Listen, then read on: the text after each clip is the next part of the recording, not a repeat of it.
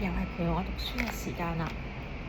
咁而家咧我就會去睇一睇 The Fashion Design Process，即係一個時裝設計嘅過程啦。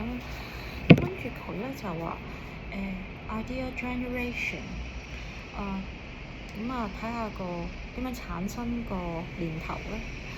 Concept selection，咁佢就查咗4支出嚟，就係話點樣揀佢嘅概念啦。第一啦 ，observe from the daily life， 日常生活嘅觀察 ，find point of interest， 睇下有啲咩有趣啦，或者係我感興趣咯，我唔知係咪咁譯 point of interest。visit art gallery or museum etc， 即係睇多啲人哋嘅好嘢啦。brainstorming 就係亂諗乜啦。咁喺下一個階段咧就係 mind mapping about your concept。mind mapping 咁其實我唔知咁樣解啱唔啱啊。mind mapping 即係話你有一個念頭，跟住就圍繞喺嗰個念頭，你不停去咩嘢都得嘅，關於佢寫低佢，記錄佢。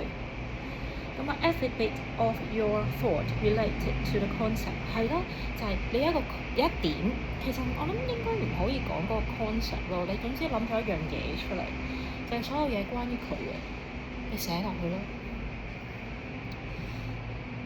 咁跟住下一個咧就係 research on target audience。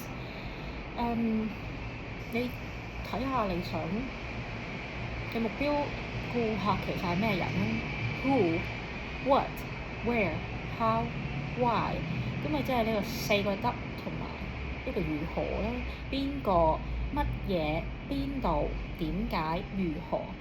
冇咗咩？冇咗 when 啊 ？when 應該都重要嘅喎，唔知點解。咁跟住咧就係branding creating unified and identifiable presence， 唔知咩意思喎 branding， 即係有個牌子啦。creating unified and identifiable presence， 唔知喎，即係高級訂製啦，又係讀錯字啦。咩 haute couture，例如係名牌啊，catapult 即係